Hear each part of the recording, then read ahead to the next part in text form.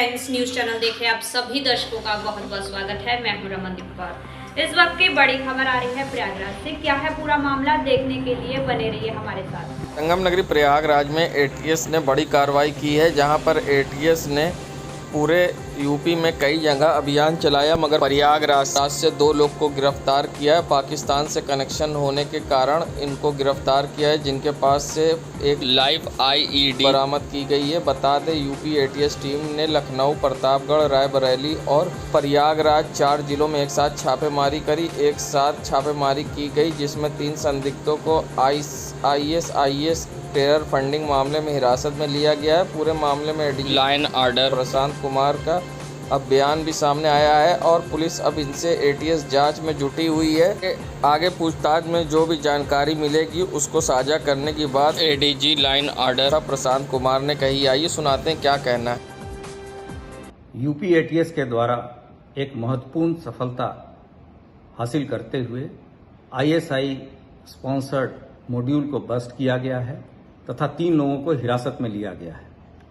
ये सफलता उस समय हासिल हुई जब 4 जनपदों में एक साथ रेड की गई। ये जनपद लखनऊ, रायबरेली, प्रतापगढ़ तथा प्रयागराज हैं। एक लाइव आईईडी भी प्रयागराज जनपद से बरामद हुआ है, जिसको मौके पे बॉम्ब डिस्पोजल स्क्वाड के द्वारा निष्क्रिय या निष्प्रयोजित किया जा रहा है। आगे की पूछताछ जारी है। जो भी उल्लेखनीय बातें प्रकाश में आएंगी उससे अवगत कराया जाएगा।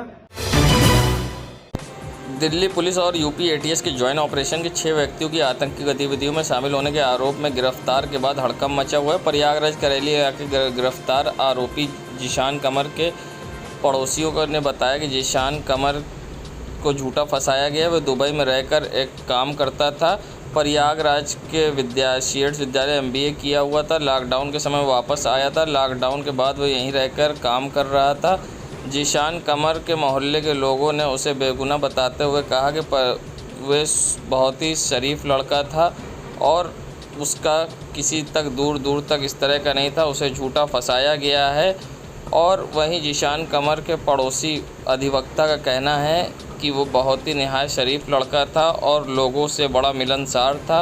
आइए सुनाते हैं क्या कहना है जीशान कमर के पड़ोसी का। जी मैं तो सिर्फ पुलिस जानता हूँ कि पुलिस का नाम जानते कि पुलिस समझ रहे ना, एटीएस या आईबी या कौन ले गया ये मैं नहीं जानता। जीशान कैसा लड़का है? लाजवाब आदमी है, बेमिसाल आदमी है। कोई स्पॉट उसके दामन पे नहीं है, उसके कैरियर पे नहीं है, यूँ समझ लीजिए। बाहर रहता था पहले, ये दुबई यहाँ का है। दुबई चला गया था, दुबई से आ गया, अब रह रहा है। क्या खजूर का क्या काम करता था? खजूर वजूर मैं नहीं जानता कि खजूर का कौन सा काम। लेकिन इसके यहाँ से बम में इसकी निशानदेही पे बरामद हुआ। एटीएस ऐसा कह रही है। ये सब झूठ है, गलत है, फंसाया गया है। ये सब जानबूझ के फंसाया गया है एक बेगुनाह लड़के को, समझे ना। एक मुस्लिम बच्चे को जो उभरता हुआ नौजवान है, तरक्की याफ्ता, जिसके आसपास कोई गलत सोबत भी नहीं है, उसको पता नहीं किसने फंसाया है, किस गरज से फंसाया है, किस मोटिव से फंसाया है, ये अल्लाह उससे समझेगा, उसको सबक देगा। कैसा उसका मिलनसार था? कितना कहते लाजवाब आदमी है, बेमिसाल आदमी है। आपको अगर नहीं तो फौरन सलाम दुआ करने वाला आदमी है, मुस्कुरा करके वो वेलकम करने वाला आदमी है। कब से जानते थे उसको? यहीं पला बड़ा? अरे मैं यहीं रहता हूँ, हमारे सामने ही तो पैदा हुआ। हम भी तो यहाँ 30-35 साल से रहते हैं जी। तो ये जो इल्ज़ाम है इसमें सब गलत है? अब इल्ज़ाम सब 100% गलत है, 99 नहीं 100% गलत है। गलत फंसाया जा रहा है 100%, 99% नहीं 100% गलत है। क्या नाम है आपका? हाँ, आपका नाम परिचय क्या है? इसकी क्या जरूरत है? अरे तो जानना पड़ेगा। मैंने बता दिया कि मैं डिस्ट्रिक्ट कोर्ट का सीनियर वकील हूँ, बस सीधी सी बात है। नाम हम छोड़, पड़ोसी हैं उसके? पड़ोसी हूँ। ठीक है।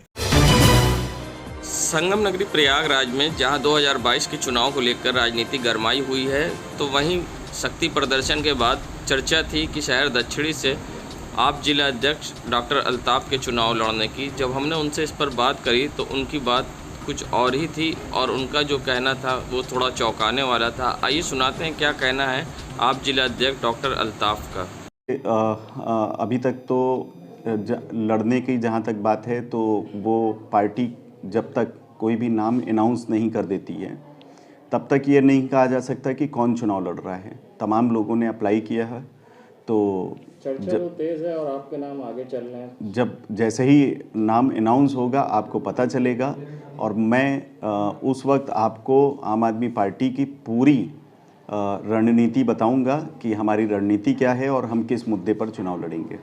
देखिए, मैं फिर से कह रहा हूं कि अभी जब तक हमारा शीर्ष नेतृत्व ये नहीं तय करता है कि कौन कौन चुनाव लड़ेगा तो ये मैं कैसे बता सकता हूं कि कौन कौन कैंडिडेट होंगे। लेकिन जो भी होंगे वो अरविंद केजरीवाल के एक रूप होंगे, अरविंद केजरीवाल की तरह काम करने वाले लोग होंगे।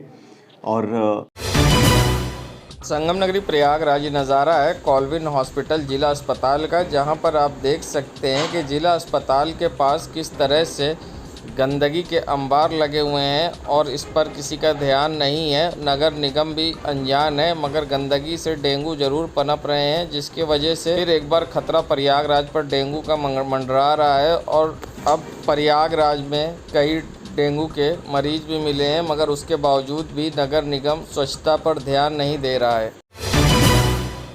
संगम नगरी प्रयागराज के ये अतरसुइया के मीरापुर क्षेत्र का नज़ारा है, जहाँ की सड़कें अपनी बदहाली पर रो रही हैं। मंत्री नंद गोपाल गुप्ता नंदी का क्षेत्र है, मगर आप देख सकते हैं विकास किस तरह से सड़कों पर हुआ है। सड़कों पर बड़े बड़े गड्ढे हैं, जिससे आने जाने वाले लोगों को परेशानी का सामना करना पड़ रहा है, मगर शायद इसकी किसी को परवाह नहीं है। विकास के सारे दावे सिर्फ कागज़ों में सीमित हैं, जहाँ आप देख सकते हैं कि यहाँ पर बीजेपी के पार्षद के क्षेत्र में किस तरह से सड़कें अपनी बदहाली पर रो रही हैं।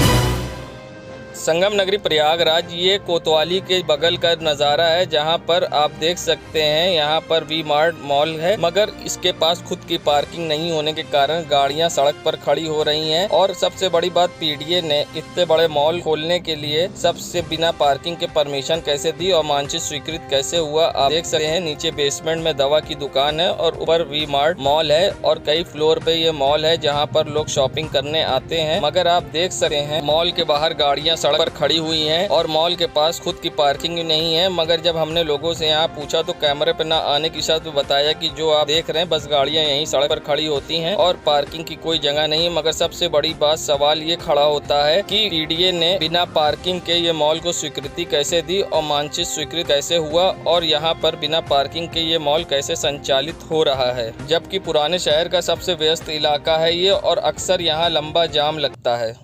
देश दुनिया की खबरों के लिए world media times news channel को सब्सक्राइब करें।